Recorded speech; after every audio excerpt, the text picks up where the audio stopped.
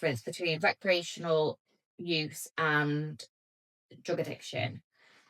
From my experience, recreational use is just you having a good time. Your intentions are just to literally have a good time with your mates. Um, Maybe you're on a fucking ayahuasca retreat and you wanna,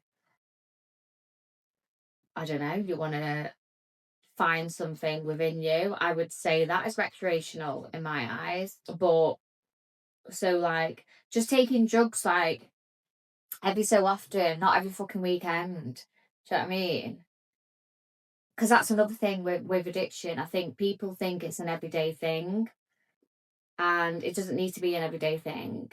You can literally take drugs every weekend or every other weekend and it still be an addiction, because it's what's going on in between those days and how your mind is, and also the reasons why you're taking them every weekend and every other weekend or whatever it may be. So it doesn't need to be a daily thing. Um, but yeah, with recreational use, I do think the intention behind it is just generally you're out to have a good time. You're not escaping anything. You're not stressed about anything. You're not angry about anything. You're not taking something to change the way you're feeling because of a certain something. Yeah, you just want to have a good time. Um, Whereas addiction is sorry, my dog's literally just having chewing my dressing gown to bits right now. Um we need to take him out on the dog walk. Yeah, so addiction, I think, is when you have a problem with it, when it's costing you more than money. It is costing your mental health, it's costing your physical health, it's really darkening your spirit. It makes you emotionally not right, as in you not able to handle your emotions right. When I say that, I'm saying like you're really happy one day and you think the first thing in your mind is to get on it. Why can't you just be happy? Ask yourself, why can't you just be happy? Just experience the happiness. Why do you have to get on it? Why do you have to um take it to another level? And then obviously sad, like, why do you have to make it even worse for yourself? And not just experience it, not just process the sadness, angry again, and heightening that anger. Like, what you need when I would, if I speak to anybody that may be curious about this, ask yourself, why are you taking that substance? Are you taking that substance to have a good time with your friends? Or are you taking that substance to heighten or change the way you are feeling? Because if it's the latter, you should start looking into that a little bit more. Um, yeah. But yeah, I think as well, I was learning in work, and I was working with somebody in a charity that deal with addiction and substance abuse, well, addiction as a whole. And he had this thing where it was like the green traffic light system. And the green was obviously you using it as recreationally, you're having a good time, blah blah blah. The yellow amber it becomes a problem, consequences are starting to happen. You're waking up feeling anxious, anxiety, you spent a bit too much money, you owe somebody, you may have done something, you may have bloody, I don't know, kissed somebody when you shouldn't have kissed somebody. Little problems, just like that, just that annoy you and then give you that bit of guilt, give you that bit of shame. That's like the amber stage.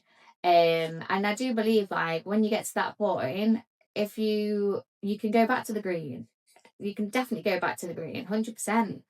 If you look at it, if you look at your part and things, and then the red is when it's an addiction, and when it becomes an addiction, it's when it takes over you, your whole of you, and you cannot stop using, even though you tell yourself, today I will not pick up, today I will not use, today I will not go and get validation off somebody. But you do it, and then you back at that feeling of feeling like, why the fuck did I do that? I didn't want to do that.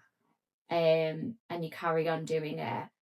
When you're in that stage, that to me is when you're in addiction, and you're completely powerless because you don't want to do it. You don't want to do it, but you're doing it. When you're in that stage, that's when, yeah, you need to ask for help, because you can't do it on your own. I think when you're in the amber stage and the problem stage, I think you can do it on your own. I think you can, but it's again, you're asking for help.